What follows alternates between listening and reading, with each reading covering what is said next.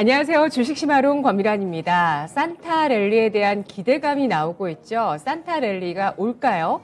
산타랠리란 크리스마스 이브 전후로 해서 연말부터 그리고 그 다음에 연초까지 주식시장이 랠리를 보이는 것을 이야기합니다. 일반적으로 폐장일 5거래일 전부터 그리고 새해 주식시장 이틀까지 일어나는 주가 상승을 산타랠리라고 하는데요. 미국에서는 해마다 크리스마스 전후로 연말에 보너스가 집중되고요. 또 크리스마스 때 주변에 선물들을 많이 하기 때문에 내수 시장이 부양되는 효과가 있습니다.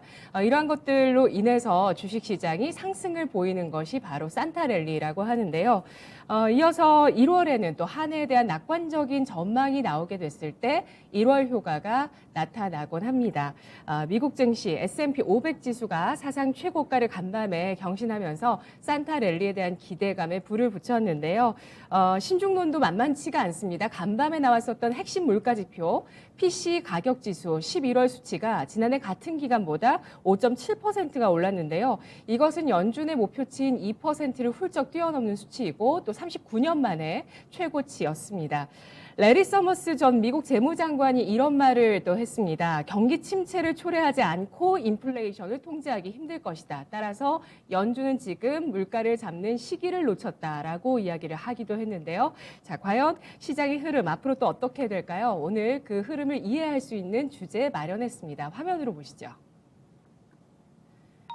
2022년 시클리컬 대 성장주 주도권은? 오늘 이 주제 가지고 자본시장연구원의 황세훈 연구원 모셨습니다. 어서 오십시오. 네, 안녕하세요. 반갑습니다. 안녕하세요.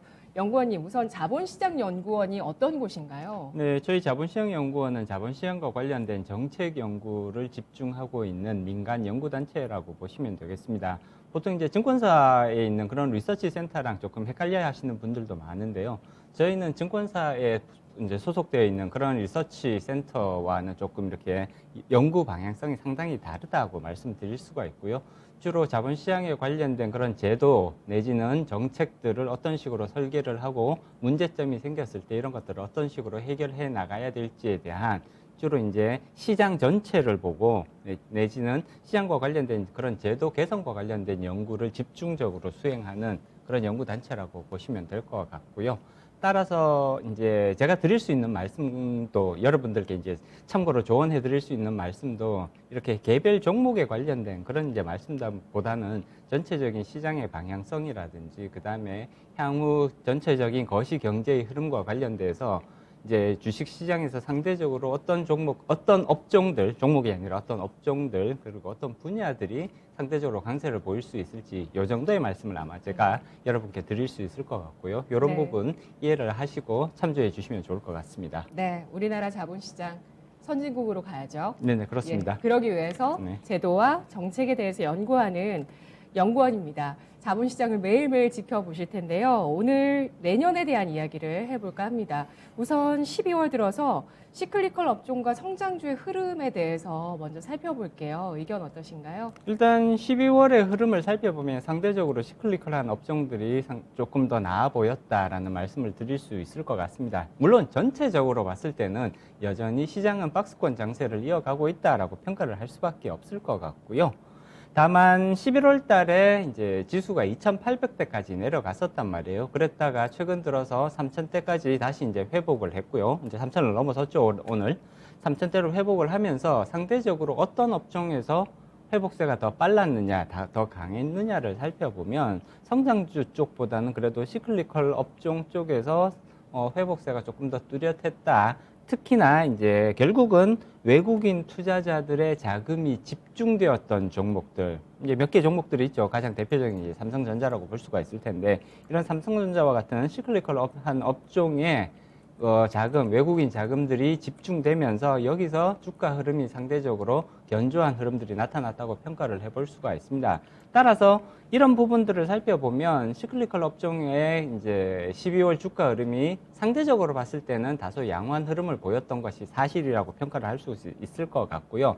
다만 지금 현재 전체로 보면 시장이 굉장히 박스권에 갇혀 있고 지지부진한 횡보세가 계속해서 이어지고 있다라는 점, 오히려 이런 큰 시장의 맥락에서 이해를 해주시는 게 내지는 접근을 해주시는 게 더 중요한 포인트라고 개인적으로는 생각을 합니다. 그렇기 때문에 시장 전체가 어떻게 영향을 받을지, 그리고 결국은 이러한 시장 흐름에 영향을 주는 부분들은 향후 거시경제 흐름, 특히나 내년 상반기와 하반기의 거시경제 흐름이 어떤 식으로 진행될지가 가장 네. 크게, 그리고 대부분의 기업에 영향을 미칠 수밖에 없다라는 점을 조금 더 주목해 줄 필요가 있는 시점이라고 개인적으로는 생각을 하고요.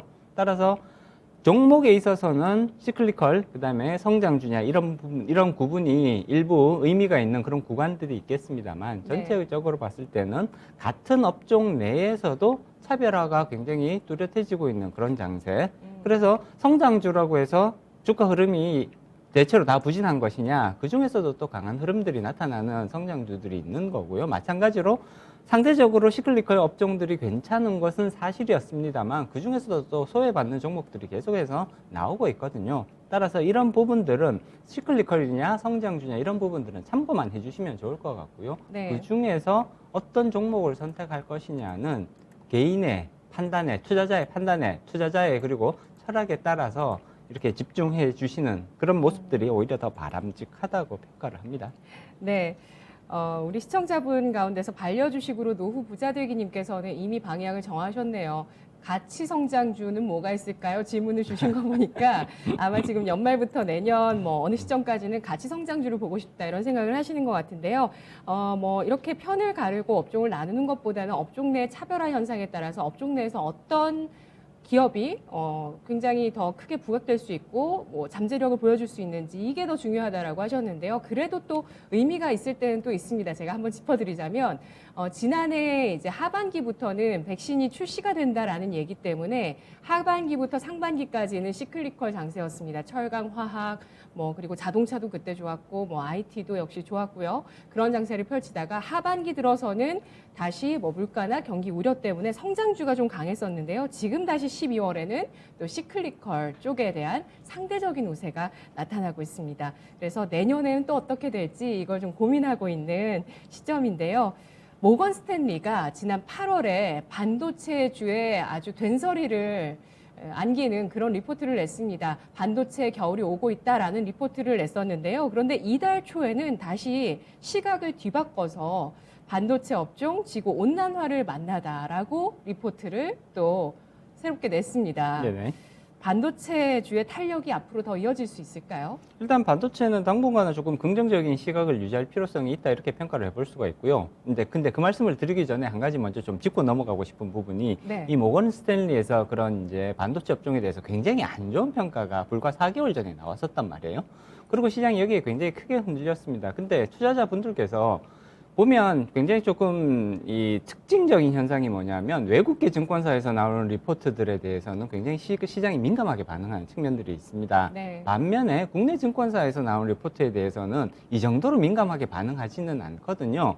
외국계 증권사에서 나오는 리포트가 반드시 더 정확하다고 평가하기는 어렵습니다. 이 증권사에서 나오는 기업 분석 리포트라는 것은 결국은 의견에 불과한 것이거든요. 해당 증권사는 반도체 업종을 이러한 식으로 판단을 한다, 내지는 특정 업종에 대해서 전망을 이런 식으로 가져간다, 의견에 불과한 것이기 때문에 우리가 또 이러한 외국계 증권사에서 나오는 리포트라고 해서 막연히 맹신하는 그런 이제 자세로 접근하는 것은 오히려 바람직하지 않다. 그리고 이번 사례가 외국계도 당연히 틀릴 수 있다라는 것을 보여주는 가장 네. 대표적인 사례 중에 아닌가 이렇게 이제 판단해 볼 수 있을 것 같거든요. 따라서 외국계라고 해서 항상 더 정확한 정보를 가지고 있는 것은 아니다라는 점은 반드시 좀 인지를 해 주셨으면 좋겠고요. 지금 반도체 업종에 대해서는 지금 4개월 전까지, 그러니까 이제 하반기에 접어들면서 반도체 업종이 굉장히 안 좋은 시기를 지나갈 가능성이 높아졌다. 특히 2022년도는 더 안 좋을 것이다라는 전망이 확대되었죠. 그렇지만 현재에 있어서는 반도체 시장이 내년도에도 꾸준하게 계속갈 가능성이 상당히 높다고 전망해 볼 수가 있을 것 같습니다. 지금 해외에서 나오는 전망, 반도체 전문 기관들에서 나오는 그런 전망들을 살펴보면 내년도에 대체로 6%에서 7% 정도 반도체 매출이 성장할 수 있는 그런 가능성들이 전망이 되고 있습니다. 물론 올해 성장률과 비교를 해보자면 올해는 지금 20%가 넘는 성장률을 보이고 있거든요. 올해 기준으로 보면 조금 실망할 수도 있는 성장률인 건 사실입니다만 네. 그렇지만 이 6%에서 7% 정도의 반도체 성장률이 결코 낮은 성장률이라고 평가하기는 어렵습니다. 그리고 올해에 이어서 더 높게 매출이 유지될 수 있다는 것을 의미하는 것이기 때문에 반도체 업종에서 영업이익과 매출 및 영업이익이 상당히 양호하게 나올 가능성은 높다고 오히려 예상해 볼 수가 있는 부분이고요. 따라서 반도체 업종에 대해서는 상당히 긍정적인 그런 이제 시각을 유지하는 것이 오히려 필요한 시점이라고 평가해 볼 수가 있습니다. 지금 보면 마이크로소프트라든지 혹은 이제 메타, 옛날에 페이스북이죠. 이런 정보통신 기술 ICT 업체들이 메타버스와 관련된 이런 사업을 계속해서 확장하는 추세에 있습니다. 그렇기 때문에 DRAM 수요는 계속해서 내년에도 견조하게 이어질 가능성들이 예상되고 있는 부분이고요. 따라서 이러한 전체적인 반도체 여파, 그 다음에 오미크론이 이제 그렇게 크게 치명적이지는 않은 것 같다라는 평가들이 계속해서 이어지고 있습니다. 이런 점을 감안을 할 때 내년도의 반도체 수요는 오히려 올해에 비해서 다소간 상승할 가능성을 더 높게 예상해 볼 수가 있고요. 그렇다면 반도체 관련 업종들은 내년에도 꾸준하게 괜찮은 실적을 낼 가능성을 예상해 볼 수가 있을 것 같습니다. 긍정적인 시각을 계속해서 유지하실 필요성이 있을 것 같다라는 말씀으로 마무리 짓겠습니다. 네. 그래서 최근에 디램 고정 거래 가격이 내년 상반기부터는 좀 개선되지 않겠냐 이런 얘기들도 국내 증권가에서 먼저 나왔었고요. 그러고 나서 12월 초에 들어서면서 또 모건 스탠리 쪽에 대한 시각 변화를 읽어볼 수가 있었습니다. 연구원님은 지금 디램 업황에 있어서 중요한 이슈로 메타버스 관련해서 글로벌 IT 대기업들이 경쟁적으로 뛰어들고 있다는 점을 주목하고 있고요. 이에 따라서 디램 수요가 늘어날 수 있겠다라고 전망을 해주셨네요. 지금 오늘 8만 전자에 이제 오늘 들어갔습니다. 삼성전자가 완전히 8만 전자를 회복했는데 현재 PR은 12개월 예상으로 13배 수준, SK 하이닉스는 10배 아래에서 거래가 되고 있습니다. 뭐 다 바닥을 탈출을 해야죠. 그렇습니다. 예. 이제 아직은 바닥 인식은 이제 생긴 것 같고요. 네네. 저점이 어딘지는 확실하게 지금 우리가 확인을 했단 말이에요. 예. 그리고 이제 저점에서 지금 상승한 폭을 살펴보면 삼성전자는 아직도 15%가 채 안 되는 상승률을 보이고 있단 말이죠. 따라서 아직까지는 추가적인 상승의 여력은 오히려 충분하지 않을까. 더더군다나 내년도의 반도체 전망이 그렇게 나쁘지가 않단 말이죠, 현재. 네네. 그렇다면 현재의 그러니까 우리가 확인한 저점에서 최소한 30% 이상의 주가 상승은 가능하지 않을까. 따라서 조심스럽게 내년 1월 달, 물론 12월 달에 가격이 급격하게 오를 가능성은 오히려 저는 그렇게 높지는 않다고 봅니다. 완만하게 계속해서 1월까지 상승세가 이어지는 모습이 나타날 가능성이 더 높지 않을까 이렇게 예상을 하고 있고요. 그렇다면 이제 1월 달에 접어들어서는 삼성전자가 조심스럽게 구만전자를 이제 탈환하는 그런 구만 고지를 탈환하는 그런 시도들이 나타나지 않을까, 본격화되지 않을까 저는 네. 개인적으로는 그렇게 예상을 하고 있습니다. 네. 10만 전자 생각하시고 사셨다는 분들이 유튜브에도 굉장히 많으시거든요. 그렇습니다. 네, 일반 투자자분들. 알겠습니다. 디램, 반도체, 어쨌든 뭐 모든 산업이나 모든 종목이 그렇습니다. 불확실성이 끼어 있을 때가 사실 더 좋은 기회가 될 수도 있고요. 앞으로 어떻게 될지 계속 지켜보면서 낙관론에 힘 실리는 반도체 이야기 해봤습니다. 자, 종목에 대해서는 좀 얘기하기 어렵다고 하셨으니까 그럼 내년에 시클리컬 가운데서 내년에 좀 전망이 밝은 업종은 뭐가 있을까요?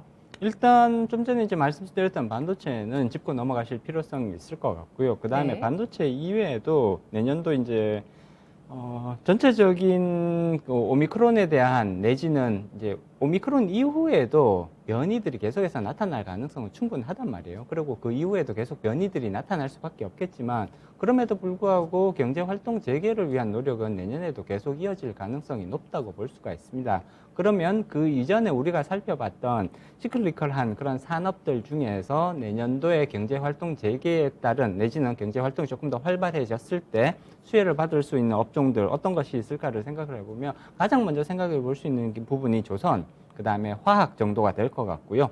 그 이후에 또 우리가 추가적으로 생각해 볼 수 있는 시클리컬 업종이라면 건설과 철강 정도를 우리가 꼽아 볼 수 있을 것 같습니다. 앞서도 앵커님께서 한번 지적을 해주셨는데 사실 작년 연말에도 비슷한 그런 이제 논의들이 있었단 말이에요. 네네. 경제 활동이 본격적으로 재개가 될 것이다. 그리고 거기에 따른 시클리컬한 업종들이 상대적으로 상승의 수혜를 받을 수 있다. 이런 이제 언급들이 많았었는데 작년에 그렇게 지목되었던 업종들 중에서 특히 이제 저는 조선과 화학 쪽에서는 조금 더 그러한 상승 흐름이 나타날 가능성들이 있지 않을까. 다만 시클리컬한 업종들을 선택을 하실 때 조금 주의하셔야 될 부분들은 이 성장주는 이 저점을 계속해서 높여가는 방식으로 주가 흐름이 발생을 한단 말이에요. 네. 그렇지만 말씀드렸던 조선이라든지 화학, 건설, 철강 이런 쪽에 있어서는 저점을 계속해서 높여가는 방식들보다는 그야말로 주가가 실적이니까 그 경기가 개선되었을 때는 주가가 고점을 찍고 그 다음에 다시 또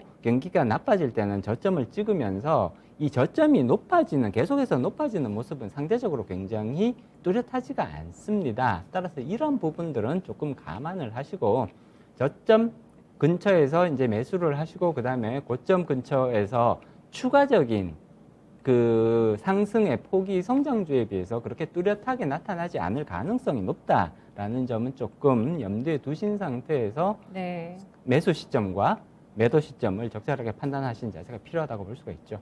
네, 세계은행에서 내년 세계 경제 성장률도 하향 조정하는 모습이었거든요. 네네. 중국을 중심으로 해서 하향 조정했는데 경기 개선 흐름과 방향을 같이 하는 시클리컬, 경기 개선이 완전히 본격화되기 전에는 추세를 보여주기 어려울 수도 있겠다. 따라서 철저히 저점 매수를 해야 된다. 네네. 라고 얘기를 해주셨습니다. 뭐 상반기에는 어쨌든 네, 일부 섹터가 시클리컬 안에서 가격 상승과 함께 크게 또 상승하기도 했는데요. 지금 탑티어와 세컨티어로 나눠주셨거든요. 반도체, 조선, 화학, 화학까지. 그리고 네. 건설, 철강. 네네. 근데 조선화학 같은 경우는 어떤 매력 포인트가 있을까요? 일단 조선 업종은 한동안 우리 이제 조선 업계들이 굉장히 큰 어려움들을 겪었었잖아요. 그렇지만 지금 특히 이제 LNG 선을 중심으로 해서 고부가가치 선박에 대한 수주가 지금 계속해서 증가 추세에 있습니다. 물론 이런 수주가 지금 당장 가격에 반영되지는 않고 있다고 평가를 해야 될 것 같고요. 향후 이런 수주가 실질적으로 그 선박의 건조, 그 다음에 인도 그에 따른 매출의 증가로 이어지고 이것이 실적으로 잡히는 시점 근처에서 계속해서 상승세를 오랫동안 이어갈 가능성이 있는 종목이 조선이라고 보여지거든요. 바로 연구원님이 말씀하신 그 시점이 내년에 올 거라고 보는 증권사 연구원님들도 계세요. 예, 그렇기 네. 때문에 이러한 지금 당장은 조선에 대한 그런 기대감이 높지는 않은 것이 사실입니다만 예. 이러한 그 경기 회복에 따른 수혜를 사실 조선이 많이 받을 가능성은 충분하다고 예상해 볼 수가 있는 것이고요. 그동안 우리 조선 업체들, 조선 기업들 상대적으로 주가가 굉장히 많이 하락해 있는데 현재 주가 회복의 정도를 살펴보면 그렇게 뚜렷하지는 않다고, 여전히 그렇게 뚜렷하다고 평가하기는 어렵습니다. 향후 주가 상승의 가능성이 상당히 있는 종목이라고 여전히 평가를 해볼 수 있을 것 같고요. 실적 수주가 계속해서 증가하고 있다는 점, 그리고 이러한 수준은 결국은 시차를 두고 1년 내지 2년 정도의 시차를 두고 계속해서 실적에 반영되면서 주가 상승을 견인하게 될 가능성이 상당히 높다라는 점을 감안을 해보면 당연히 조선에 대해서는 우리가 물론 조금 더 장기적인 안목에서 긴 이제 호흡으로 접근할 필요성이 있다, 이렇게 말씀을 드릴 수가 있겠죠. 네, 알겠습니다. 화학은 좀 더 뒤에서 이야기해 줄 수 있는 그 기회가 있으면 얘기해 보고요. 빨리 네. 넘어가야 될 것 같아요. 네네. 자, 성장주 얘기를 해볼 텐데요. 성장주의 대명사 하면 코로나 팬데믹 이후에 BBIG가 있었습니다. BBIG 가운데서 BBIG 배터리 인터넷 같은 경우는 계속해서 코로나 팬데믹 국면 이후까지 올해까지 굉장히 좋은 흐름을 보였었어요. 상반기 혹은 하반기까지. 근데 부진했던 게 바로 게임과 바이오 쪽이었는데요.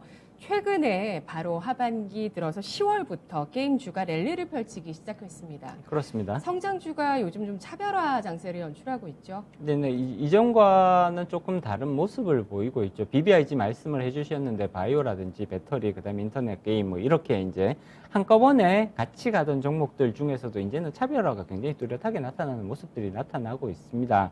배터리 같은 경우를 살펴보면 지금 그동안 사실은 배터리 종목에 대한 관심도가 너무 높았던 그런 측면들이 있거든요. 오히려 이거 조금, 물론 성장성이 있는 것은 사실입니다만 이게 과열되고 있는 것이 아니냐라는 우려들이 여러 군데서 제기가 되어 왔었고요.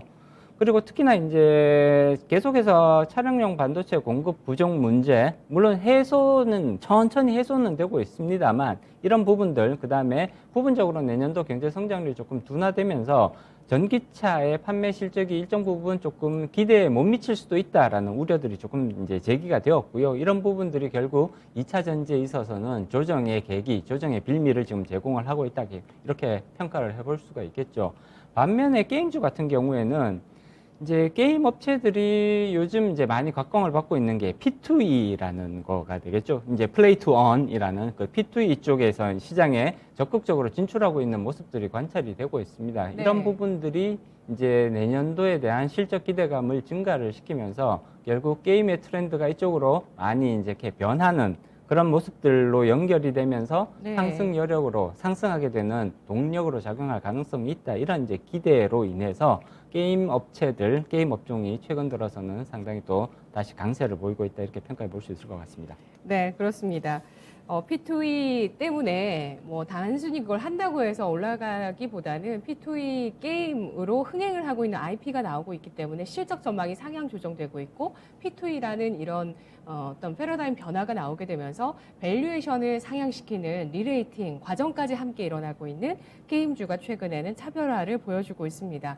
자, 그런데 내년에 미국 쪽에서 금리를 인상하게 되고 그에 앞서서 선제적으로 여러 국가들에서 금리 인상에 나서고 있죠. 그렇습니다. 우리나라도 포함입니다. 네네. 이렇게 금리가 올라가게 되면은 성장주 같은 경우는 고밸류를 받다 보니까 금리 인상에 취약하거든요. 그래서 내년에 성장주에 또 새로운 리스크가 올 수 있을까 궁금합니다. 네, 일단 그 내년도에 계속해서 이어질 트렌드를 점검을 해보면 기본적으로 이제 인플레이션, 최소한 상반기까지는 계속해서 고인플레이션이 이어질 가능성이 높다고 볼 수가 있고요. 예. 이 결과에 따라서 이제 금리 상승 속도, 기준금리 인상 속도가 결정이 되겠죠.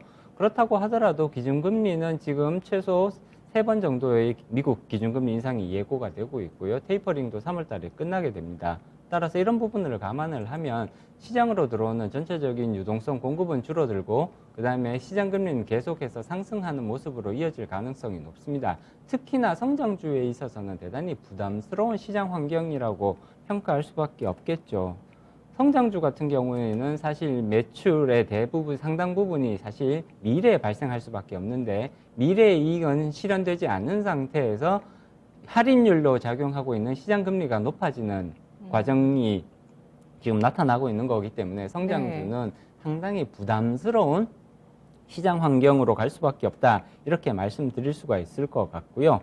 다만 그럼에도 불구하고 이러한 환경에서 그럼 모든 성장주가 다 동일하게 조금 지지부진한 모습을 보일 것이냐 내지는 박스권 장세를 보일 것이냐 그렇게 평가하기는 또 어렵습니다. 일부 성장주들에 있어서는 특별하게 사업성 내지는 성장성이 부각되면서 굉장히 치고 나가는 모습들이 충분히 나올 수가 있는 것이거든요. 따라서 성장주 중에서도 차별화되는 모습이 계속해서 강화될 가능성을 오히려 전망을 해볼 수가 있을 것 같고요.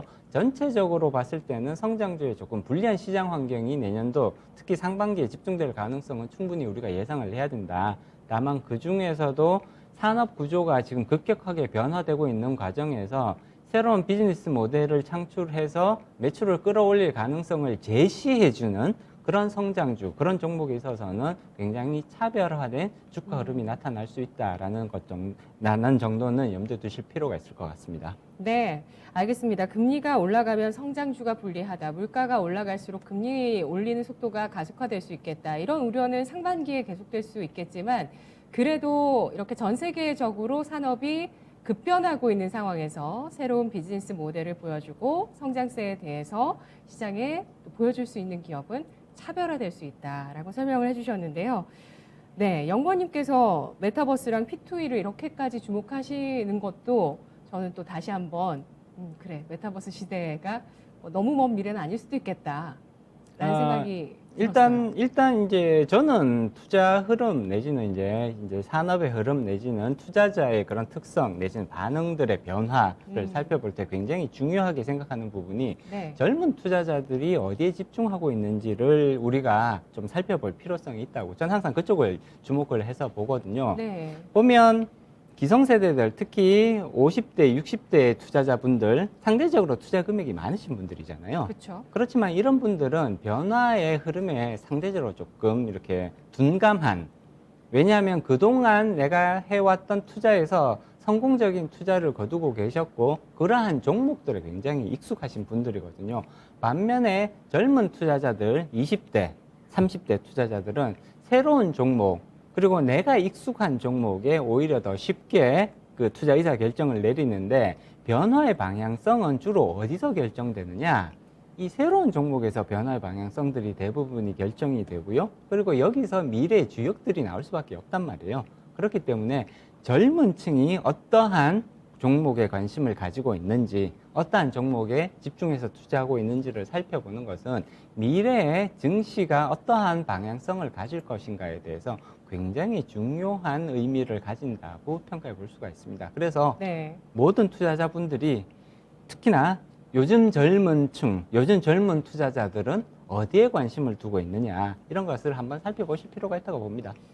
특히나 그 젊은 층의 투자 인구가 요즘처럼 늘어났을 때가 국내에 있었을까 싶을 만큼 그렇습니다. 젊은 층의 투자에 대한 관심과 열기가 굉장합니다. 변화는 여기에서 나온다고 설명해 주셨는데 첫 번째 주제의 결론을 한번 맺어볼게요. 그렇다면 내년에 시클리컬과 성장주 가운데서 누가 주도권을 갖게 될까요? 성장주인가요? 일단 상반기까지는 시클리컬이 주도권을 가질 가능성을 개인적으로는 더 높게 예상을 하고 있습니다.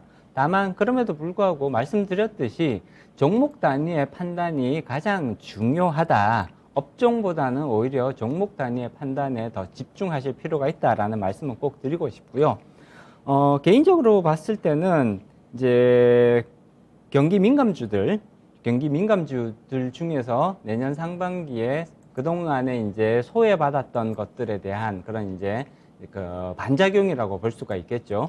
이런 이제 경제 활동 재개가 조금 꾸준하게 빠른 속도로 일어나지는 않습니다만 꾸준하게 일어나면서 이런 종목들에 대한 이제 관심도가 조금 더 강화될 가능성을 더 높게 예상을 하고 있고요. 이런 종목들에서 당연히 실적에 대한 그런 이제 실적 개선에 대한 그런 것들이 현실화되는 그런 모습이 나타날 가능성을 오히려 더 높게 예상을 하고 있습니다. 그렇기 때문에 전체적으로 봤을 때는 한 내년 상반기 정도까지는 성장주보다는 시클리컬에 조금 더 집중하시는 그런 모습도 충분히 권할 만하다, 생각해 보실 만하다라는 말씀은 드리고 싶고요. 다만 이제 앞서도 말씀드렸듯이 성장주 중에서 신기술을 구체적인 사업 모델로 연결시키는 그런 종목들이 일부 내년도에도 아마 나올 걸로 예상이 됩니다. 그런 종목들이라면 당연히 계속해서 관심을 가지실 필요성이 있다, 이렇게 말씀드릴 수 있겠죠.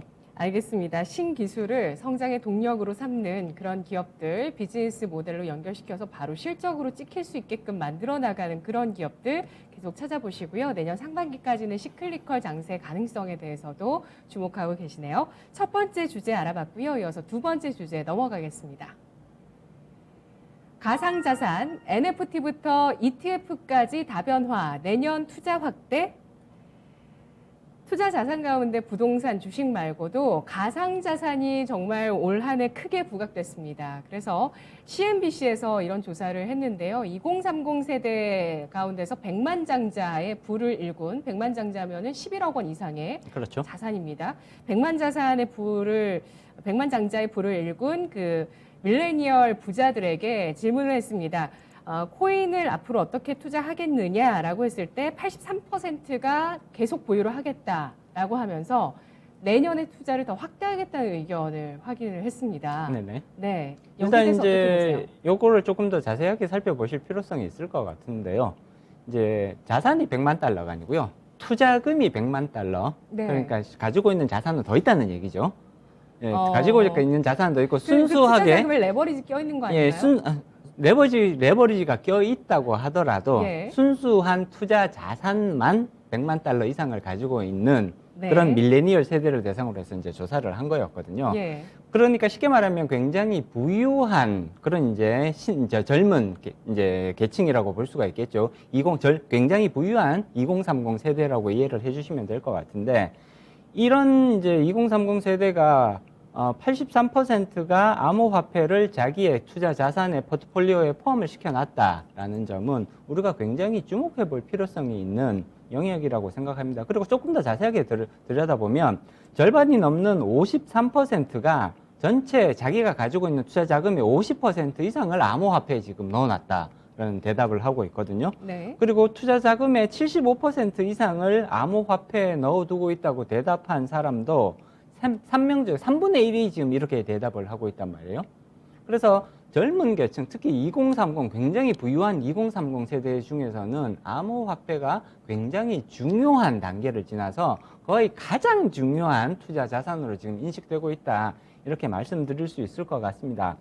이것을 지금 우리가 흔히 얘기하는 베이비 부머 세대들, 그러니까 이제 1960년대생 그리고 1970년대생 정도 되겠죠. 50년, 60년, 70년 이때 태어나신 베이비 부머와 비교를 해보면 이 암호화폐가 전체 투자 자금에서 차지하는 비중은 굉장히 확연하게 차이가 난다는 거예요.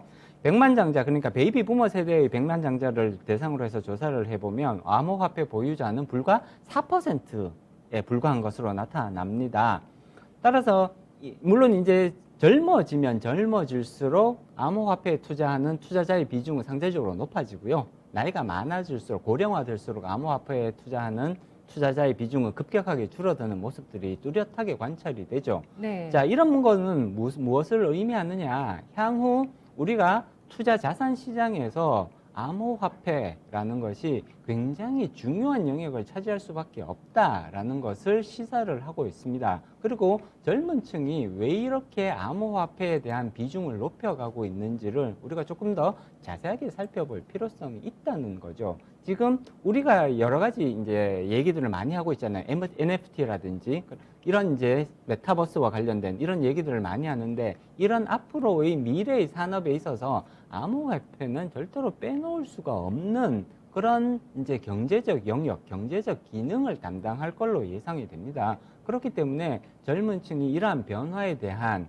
그러한 기대 내지는 변화에 대한 예상을 근거로 해서 암호화폐의 비중을 높여가고 있는 것이라고 충분히 해석이 가능하거든요. 따라서 젊은 층은 단순히 투기적 수요 내지는 이해도가 떨어지기 때문에 저런 자산을 편입을 하는 걸 거야 라고 판단하시는 것보다는 나름 그래도 굉장히 여기에 합리적인 태도, 그 다음에 변화의 방향성에 대한 여러 가지 예측을 기반으로 해서 이렇게 투자 자산 중에 암호화폐의 비중을 높여가고 있다, 이렇게 해석하는 것이 저는 오히려 더 합리적인 해석이라고 생각을 하고요. 그렇기 때문에 이렇게 젊은 층이 굉장히 높은 비중으로 암호화폐를 보유하고 있다. 특히나 굉장히 부유한, 굉장히 네. 성공한 계층이라고 볼 수가 있잖아요. 굉장히 성공한 계층의 부유한 젊은 투자자들이 암호화폐를 많이 보유하고 있다라는 점은 향후 우리가 자산 관리에서 어떠한 비중, 어떠한 자산을 더 늘려가야 되는지를 보여주는 굉장히 단적인 지표라고 해석할 수가 있습니다. 네, 알겠습니다. 영리치가 늘어나고 있습니다. 생각보다 산업이 진짜 변화하면서 영리치가 늘어나고 있는데요. 젊은 부자죠. 그런 가운데서 투자 자산 자체가 100만 달러를 넘어서는 11억 원 이상의 투자 자산을 갖고 있는 밀레니얼 세대 가운데서 83%가 암호화폐를 보유하고 있다는 점, 늘려나가겠다고 이야기하는 점이 시사하는 바에 대해서 확인을 해봤습니다.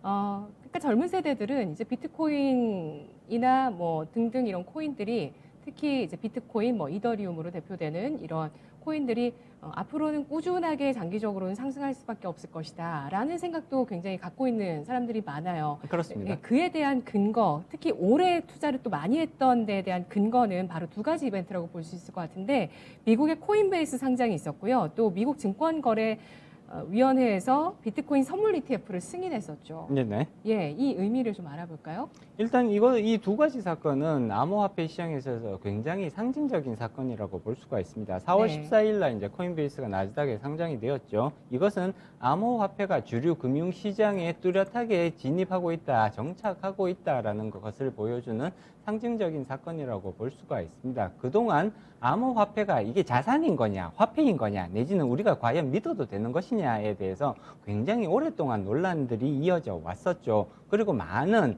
저명 인사들이 암호화폐는 괜찮은 것이다, 또는 암호화폐를 절대로 믿어서는 안 된다, 이런 굉장히 상반되는 그런 견해들을 반복적으로 밝혀왔습니다. 그럼에도 불구하고 코인베이스라는 회사가 나스닥 정규증권거래소죠. 정규증권거래소에 상장이 되었다라는 것은 그만큼 제도권 금융시장에서도 암호화폐 시장이 더 이상은 무시할 수 없는, 완전히 뚜렷하게 그 위상을 인정받는 그런 한 가지 투자 자산의 개념으로 받아들이기 시작했다. 그렇게 상징적인 의미를 부여할 수가 있죠. 그리고 또 한 가지 중요한 사건이 뉴욕증권거래소에 비트코인 선물 ETF가 상장이 되었다라는 거라고 볼 수가 있습니다. 지난 10월 19일 날 이제 상장이 되었었는데요. 이것은 암호화폐 투자자의 저변 확대를 위해서는 굉장히 중요한 사건이라고 볼 수가 있습니다. 암호화폐에 관심을 가지신 분들도 굉장히 많겠지만, 어떤 암호화폐를 선택을 해야 되는지, 내지는 암호화폐 그 거래에 있어서 약간은 그 이제 편의성 측면에서 봤을 때, 내지는 여러 가지 이제 관리의 그런 어려움, 그런 부분들을 봤을 때 ETF가 등장을 한다는 것은 굉장히 중요한 의미가 있습니다. 더더군다나 기관 투자자들이 그 암호화폐 시장의 투자자로 참여하는 데 있어서는 ETF의 등장은 상당히 중요한 의미가 있다고 평가를 해볼 수가 있죠. 따라서 암호화폐가 정규 금융시장에 완전히 정착할 수 있게 되었다는 점, 인정받고 있다는 점, 그리고 암호화폐에 대한 투자자들의 신뢰가 더욱더 두터워질 수 있는 그런 계기로 작용할 수 있다라는 이러한 측면에서 봤을 때 이 ETF의 상장, 그 다음에 코인베이스의 상장은 굉장히 중요한 의미를 부여할 수가 있습니다. 네, 연구원님, 비트코인 선물 ETF에 의해서 비트코인 자체 ETF도 앞으로 상장이 되겠죠? 네, 그럴 가능성은 상당히 높다고 예상해 볼 수가 있고요. 그리고 네. 우리나라에서도 시기의 문제일 뿐이다, 이렇게 말씀드릴 수 있을 것 같습니다. 알겠습니다. 내년 우리나라에서는 3월 25일부터 가상화폐의 거래 내용을 기록하는 트래블 룰이 적용되면서 시행됩니다. 네, 이 제도에 대해서는 어떻게 보시나요? 일단 이제 트래블 룰이라는 것은 가상화폐를 거래하는 사람들이 그 거래자에 관련된 그런 거래 내역과 관련된 정보들을 이제 보고하도록 하는 그런 의무인 거거든요. 가상화폐 시장이 좀 더 투명화될 수 있게, 투명화시킬 수 있도록 만드는 굉장히 중요한 조치라고 볼 수가 있습니다. 사실 우리나라에서만 시도되는 것은 아니고요. 국제적으로 지금 가상화폐 거래가 확대되고 있기 때문에 그 거래 정보가 투명하게 이제 보고됨으로써 쉽게 말하면 자금 세탁이라든지 혹은 불법 자금 거래에 활용되는 그런 가능성을 차단을 하겠다. 그리고 또 한 가지 중요한 목적이 이 트래블 룰을 통해서 거래자들이 얼마만큼 가상화폐를 거래하고 있는지를 추적할 수 있어야 결국은 여기서 발생한 소득에 대해서 과세가 가능하거든요. 네. 지금 현재 주요 가상화폐 거래소들에 대해서는 이러한 트래블 룰을 도입을 하기 위한 자체적인 그런 인프라들이 지금 속속 구축되고 있는 과정이다, 이렇게 말씀드릴 수가 있습니다. 따라서 이런 부분들이 물론 일부에서는 이런 것들이 결국은 너무 이제 과도하게 규제가 들어오는 것이 아니냐라는 우려를 제기하시는 분들도 계십니다만, 결국은 이러한 제도들이 자금 거래의 투명성을 강화시키면서 가상화폐 거래 내지는 가상화폐를 둘러싼 그런 전반적인 생태계를 오히려 투명화시킴으로써 장기적으로 봤을 때는 이 가상화폐 시장이 발전하는 데 있어서는 굉장히 중요한 인프라적인 요소로 작용할 가능성이 더 크다라고 평가를 해볼 수가 있죠. 네. 그래서 이런 가상 자산이 이제 확실히 투자의 자산으로 편입됐다고 보는 게 맞다, 이렇게 보시는 거고요. 현재 시가총액 자체도 글로벌적으로 비트코인이 글로벌 시총 8위를 기록하고 있는 자산이 되고 있습니다. NFT에 대한 이야기가 상당히 3분기 실적 시즌 이후에 많이 나왔습니다. 네네. 그 성장성이 많이 부각된 것이 많은 기업들이 NFT 사업을 하겠다라고 발표를 했기 때문인데요.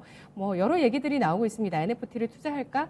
메리 크리스마스라고 보는 그 예전에 92년도에 처음 그 휴대폰에 메리 크리스마스라고 쓴 문자의 NFT가 1억 2천인가 1억 6천에 팔렸어요. 네, 그런 사례도 있었고 그다음에 예. 트위터에서 제일 먼저 트윗을 기록했던 그쵸. 그것도 그거 이제 얼마인가요? 3억이 넘었던 걸로 기억을 합니다. 네. 근데 이런 NFT에 직접 투자하기보다 NFT 거래소에 투자하는 게 좋겠다. 이런 얘기들도 나오고 있는데 연구원님 어떻게 보시나요? 일단 올해 이제 가장 디지털 자산 시장에서 가장 뜨거운 화두 이슈 중에 하나가 바로 이제 NFT였다고 평가를 해볼 수가 있습니다. 이제 NFT는 사실은 엔터테인먼트라든지 혹은 미술업계 그런 예술 관련 업종에 있어서는 굉장히 중요한 역할을 할 수가 있고요. 게임 네. 업체에 있어도 굉장히 중요한 역할을 할 수가 있겠죠. 따라서 그 확장성은 대단히 크다고 평가해 볼 수가 있습니다. 다만 이제 실질적으로 이것이 어떤 식으로 비즈니스 모델로 연결될 수 있느냐에 대해서 굉장히 성공적인 비즈니스 모델을 구체적으로 제시해 준 업체는 아직까지는 없다고 평가를 해볼 수가 있습니다. 일부 사례들이 나오고는 있습니다만 이것이 대규모로 이제 실시될 수 있는 그런 이제 대규모로 적용될 수 있는 구체적인 비즈니스 모델로 연결되는 것은 아직까지는 뚜렷하지는 않다라고 평가를 해볼 수가 있죠. 다만 그 확장성 여러 가지 지금 게임이라든지 혹은 엔터테인먼트 그다음에 예술 관련 그런 업종에 있어서의 확장성은 상당히 크다는 것이 전반적인 이제 인식인 거고요. 그다음에 성장 추세도 상당히 빠를 것으로 예상이 됩니다. 내년도에 NFT 시장의 성장세는 올해보다 오히려 더 빠른 속도로 성장할 가능성들을 충분히 예상해 볼 수가 있는 것이고요. 네네. 따라서 이런 부분들에 대해서 특히 NFT 거래소에 관련된 관심도 계속해서 이렇게 가져주시는 것이 오히려 더 필요한 시점이다 이렇게 볼 수가 있습니다. 다만 NFT와 관련해서 여러 가지 이제 제도적인 문제점들이 여전히 존재를 한다. 특히 이제 지적재산권과 상충되는 그런 법률적 문제들은 여전히 해결되지 않고 있다라는 부분들, 그 다음에 네. 해킹과 관련된 문제, 내부자 거래와 관련된 이런 사고의 위험성도 여전히 존재를 하고 있습니다. 이런 예. 부분들에 대한 이해도 하시면서 가져가시면서 NFT와 관련된 그런 거래 투자 내지는 NFT 거래소에 대한 투자 관심도를 계속해서 유지시켜 주실 필요성은 있을 것 같다라고 말씀드릴 수 있습니다. 알겠습니다. 뭐 올해 가상화폐 거래소도 엄청난 돈을 벌었습니다. 그 마진 자체가 95%?